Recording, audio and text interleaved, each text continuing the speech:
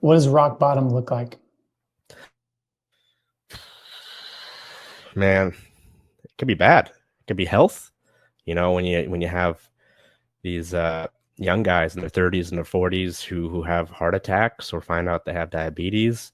It could be the you know ill health and weakness that comes from lifestyle that leads to a trip and a fall and an injury or the inability to play with your kids anymore. It could be a lack of effort in the business or financial realms, and you could have everything crashing around you, and then you're stuck. Like, it can be different for anybody, but it's a state of you no longer have as many choices as you did, and you have to dig your way out.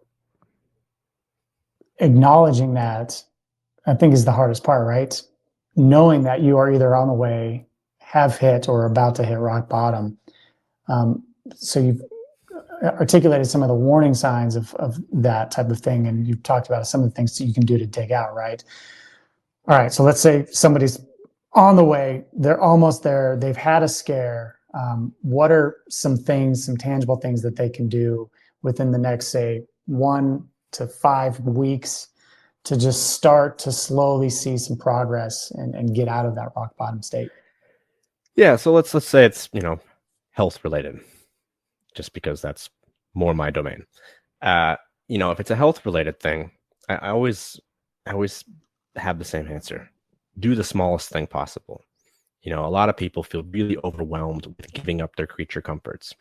I tend, when I work with people, I tend not to focus on giving up. I tend to focus on adding in an additive approach, because it's inherently more positive because we're adding stuff. So I'll be like, okay, add in something that is good. And ideally, you stack these habits over time. So, everyone's like, oh, I don't have time to exercise, but I have a million hours to scroll on my phone and watch TV. Okay, so that's a hard habit to break. So let's add in something very small. And again, let's go back to walking. None of us, well, not none of us, but a lot of people don't walk enough. I don't walk enough, but I do other things. And the easiest way to sort of integrate that is to habit stack. You eat a meal at least 2 to 3 times a day. Most people do.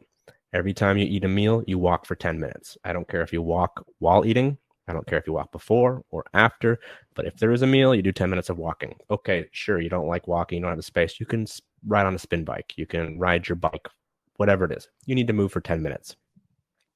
10 minutes, 3 times a day. That's 3.5 hours a week. That's 3.5 hours of exercise that I know people have an excuse not to do. But when you break it up and stack it on top of something else, it becomes too easy. You need to integrate it. And then next week, it's all right.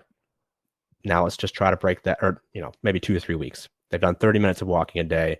They've done that for a few weeks. They've started to stack up that habit. It's easy. Okay, well, either we extend those times or we combine them. Let's try to get 2 20-minute walks or 1 30-minute walk, and then slowly stack that up over time. And then once these things become lifestyle, like brushing your teeth, you don't need to find time to brush your teeth. You don't need to, get yourself ready and change your clothes and get all set up to brush your teeth. You don't even have to think about it. Everybody just does it. And so when we start small and ingrain these habits and stack them with other things we already do, then it's no longer a mental load. And then we can start leveraging things. Now you start feeling better, getting a little bit more energy. We can start leveraging that. We get the small end of the wedge in with 10 minutes of walking.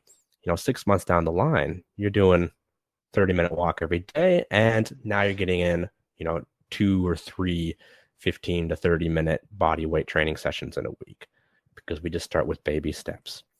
And it's really about just finding that smallest possible thing you can do where you just can't have an excuse, and doing it.